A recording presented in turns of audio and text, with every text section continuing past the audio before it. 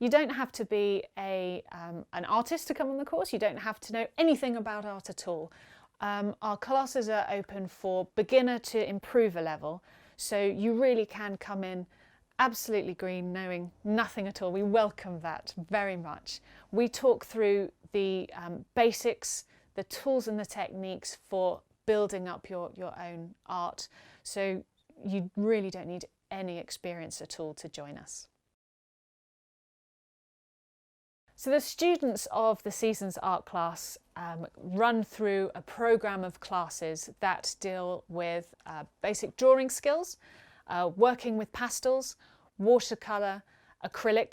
We then have a lesson on basic mounting skills, and then at the end we have an exhibition, which is a bit of a party really, to celebrate the work that they've done and to give them an opportunity to invite their friends and family to gawp and wow at the beautiful art pieces that they have produced.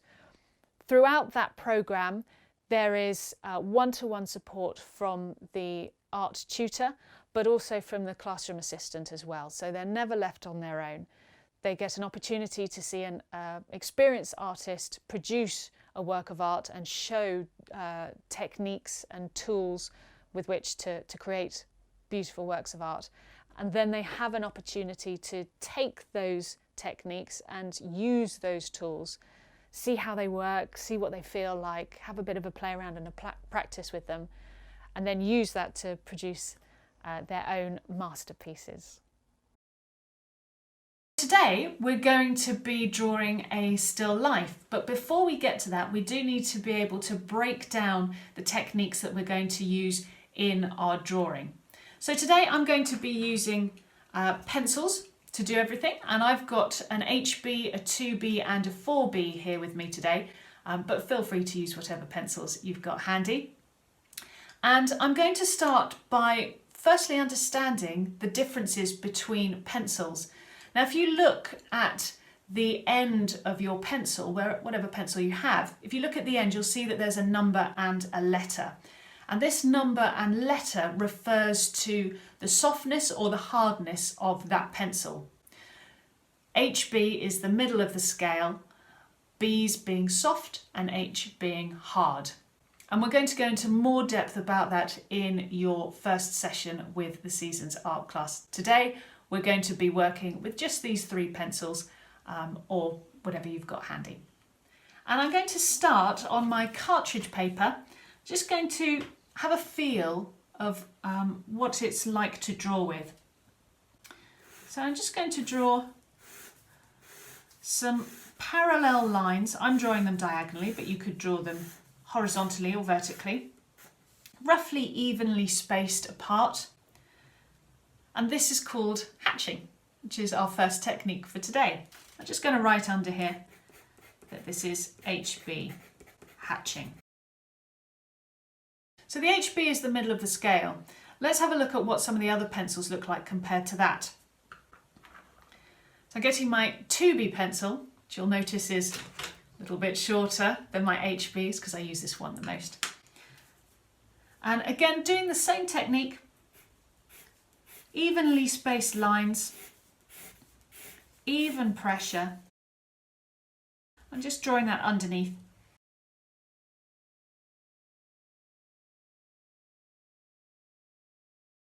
So again, I'm going to do the same technique, evenly spaced, roughly evenly spaced lines.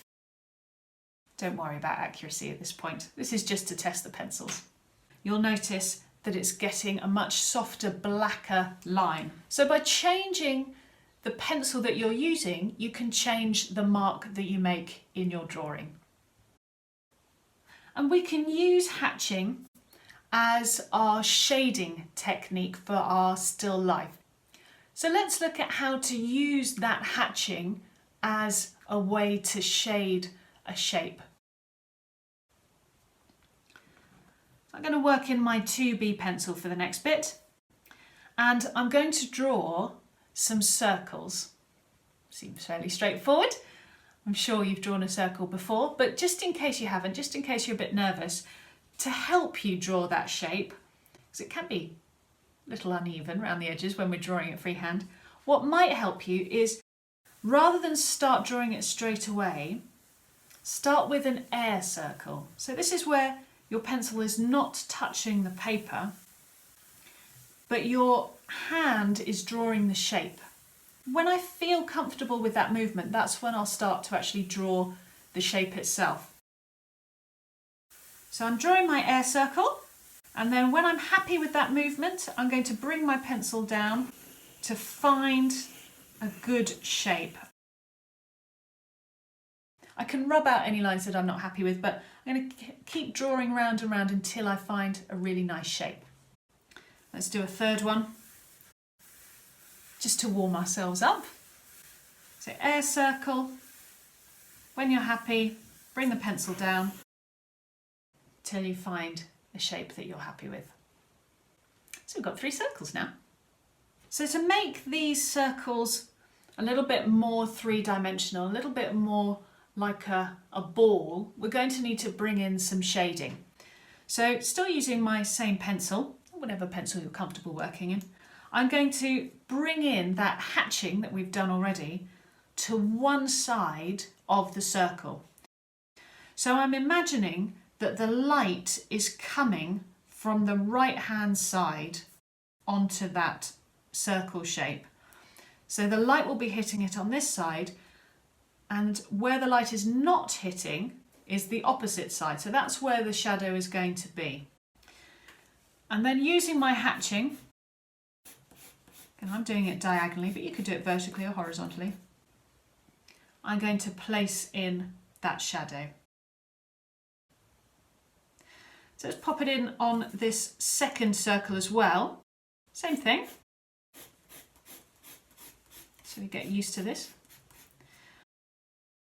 But now what I'm going to do is I'm going to put a second layer of hatching on top of that, but going in a different direction to the first layer. And this is going to be called cross hatching. So I'm changing the direction of my hatching by moving my hand and just drawing lines back over the top. So I'm creating a cross hatch. And that's cross hatching. So let's have a look at the third one. And for this one, again, we're going to do hatching, but this time we're going to slightly curve the line as we draw it. And this is going to give us what's called contour hatching. And contour hatching can give you the impression of that form of a ball even more because you're bending that line slightly. So I'll show you what I mean. So same as hatching, but now we're slightly curving that line. If you want to, you could do cross contour hatching.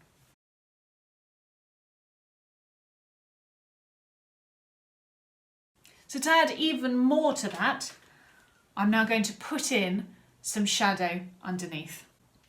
And to do that, I'm just going to take a line from the bottom of the circle and bring it out to the left-hand side. So from the bottom of the circle, outwards, from the bottom of the circle, straight line, outwards to the left. And very quickly you'll see that you've actually got not circles anymore, but some forms, some ball shapes on some ground there. So already we've got some really nice form happening. So using that technique, we can now create a ball in 3 dimensions. So we're not a million miles away from apples and oranges for our still life. But we want to take that a little bit further and think about the shapes that we're also going to include in the still life, and particularly of the vase or vessel that we're going to include in that. So for the next exercise, we're going to have a look at some shapes, have a look particularly at ellipses, and see how to build some vessels and vases really, really simply. Again, I'm going to use my 2B pencil because I love it. We're going to have a look at that ellipse shape that you can see on the vase there. And we will talk about this in a lot more depth in your class. We'll talk about finding shape, about observation. But for today, to keep it swift, we're going to just look at that first shape, that ellipse shape. And to draw an ellipse, you can be very, very accurate and have all sorts of guidelines to help you. But I'm going to show you a simple way just to start you off so you can get cracking with your drawing. And that is to draw a rectangle. First things first, you can use a ruler. I haven't, but you can. And then in that rectangle, we're going to draw a squashed circle. And that's all an ellipse is, it's just a squashed circle.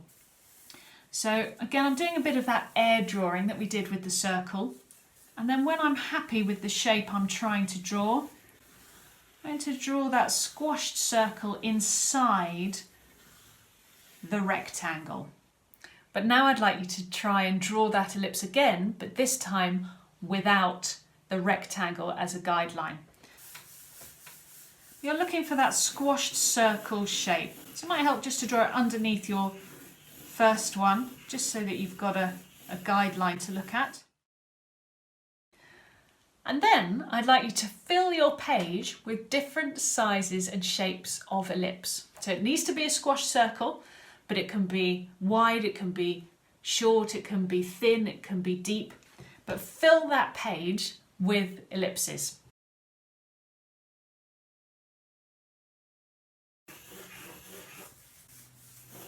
Just get used to practicing that lovely shape.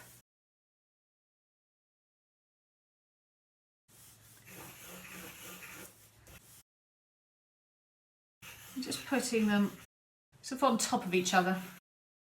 Just filling that page just to get used to that lovely shape. And once you've got a page of ellipses, it doesn't take very long at all to turn these into shapes, into vessels. And all we need to do is to draw some lines between our ellipses. So for this first one, I'm just going to draw a straight line between those two and a straight line between the other side. Look at that. I've got some manner of bowl. Doesn't have to be straight lines. Could be diagonal, could be curved.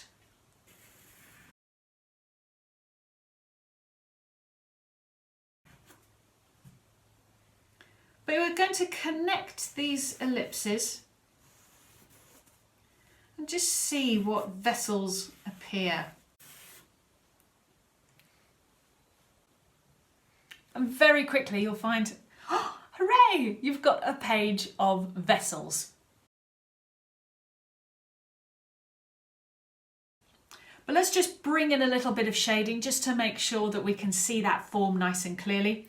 So again, imagine that the light is coming in from the right hand side and that the shadow is going to be on the left hand side. I'm going to use my hatching again. Let's keep things simple. Hatching down one side.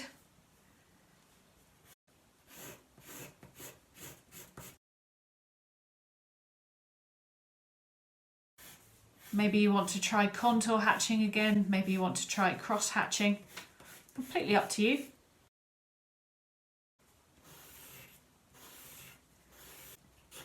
And as you start to bring that in, you can see that shape start to emerge really clearly.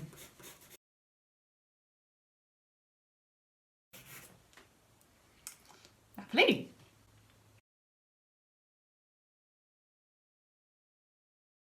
So if we put that along with our three-dimensional circles, we've got vases, we've got fruit, we've got a still life happening. Okay, so now we can bring all of this together to create our still life. And when we do that, we're going to work on the same idea. So our basic shapes first, we're going to plot in those shadows like we did with the circles and like we've done with our vessels here. And then we'll go back in with more hatching to strengthen those shadows. So let's give it a go, shall we? Either create your own still life or use our image to work from. I'm drawing on cartridge paper, and I'm going to start just by putting a line almost halfway through horizontally, and that's going to be my table for my still life to sit on. I'm going to start on my vase, so a nice big ellipse for the top of the vase. We know how to do ellipses now, so nice and straightforward. And then a smaller ellipse for the bottom of the vase. The vase I'm drawing has a lovely big belly, so I'm going to put in a larger ellipse to form the framework for my shape.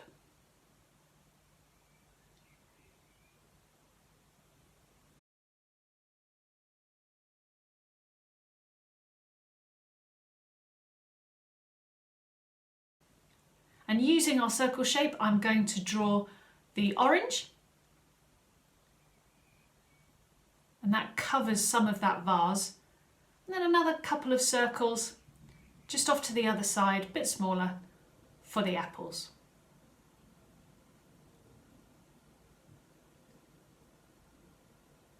Using my hatching technique, I'm going to fill that vase, shade all the way across it.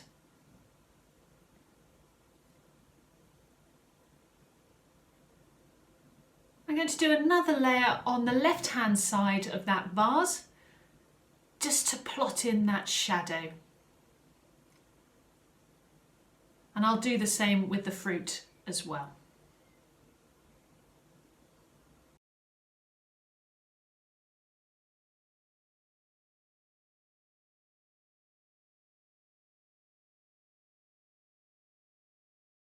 I'm going to take some lines from the bottom of the vase out across to the left for the shadow.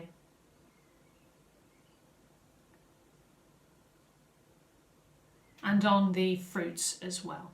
So lines from the bottom of the fruit out towards the left to create the shadow.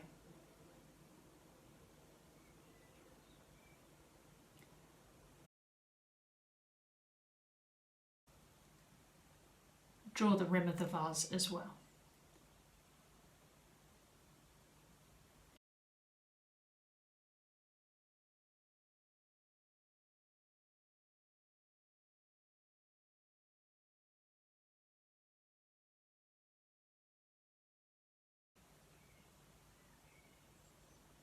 Just having a look at the shape of the vase, I can see that I've made it a little bit wide around the neck. So I'm going to make those few changes and then rub out the mistakes. So I'm going to put the correct line in first and then rub out any mistakes.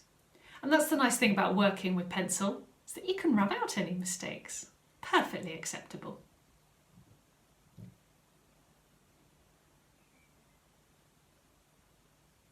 I'm going to use some more hatching to strengthen the darker side of that vase. I really want to have an emphasis on the shadow compared to where the light is hitting, so the highlight.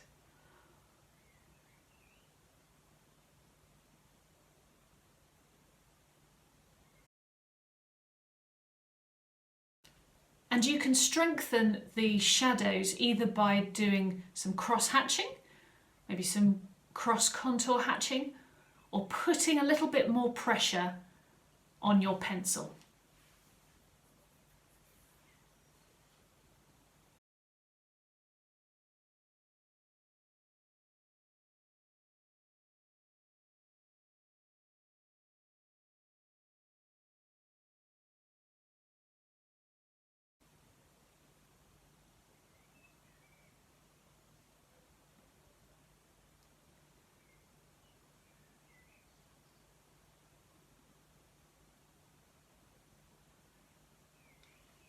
I'm going to do a little bit of cheating now, and I'm going to use my finger to blend.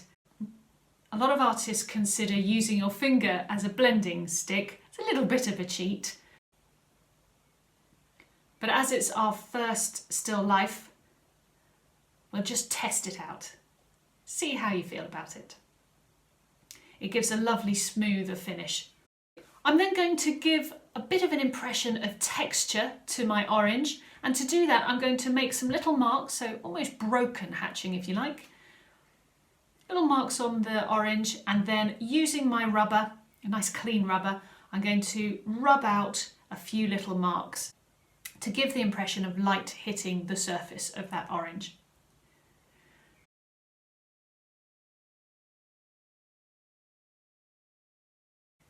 Make sure you keep your rubber nice and clean.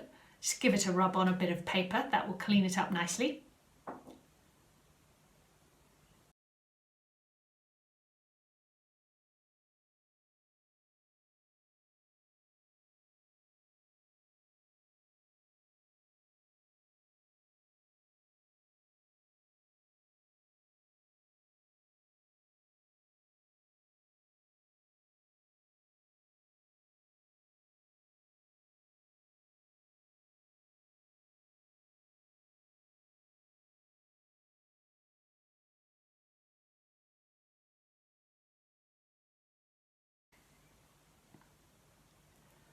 And you can go back in and strengthen any of these little pockets of shadow, or strengthen any of those little highlights that you've created with your rubber.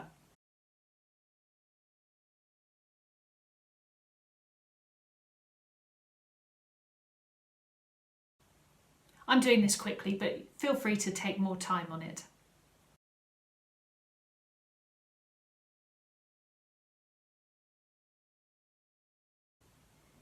And you can put another layer of hatching over the top to darken any areas. You can always go darker.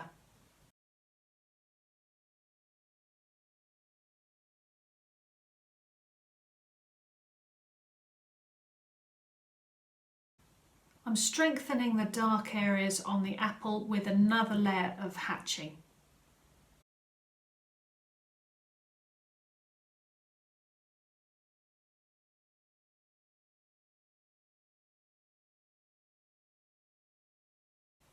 To create the stalk, I draw a curve, put a little bit of hatching next to it, and then draw a curved line with a bit of a square at the bottom of it, and then connect it back into the apple.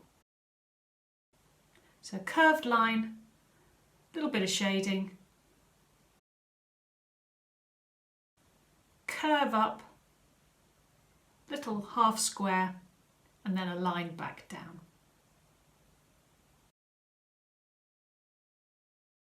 And some more hatching to strengthen the darker areas.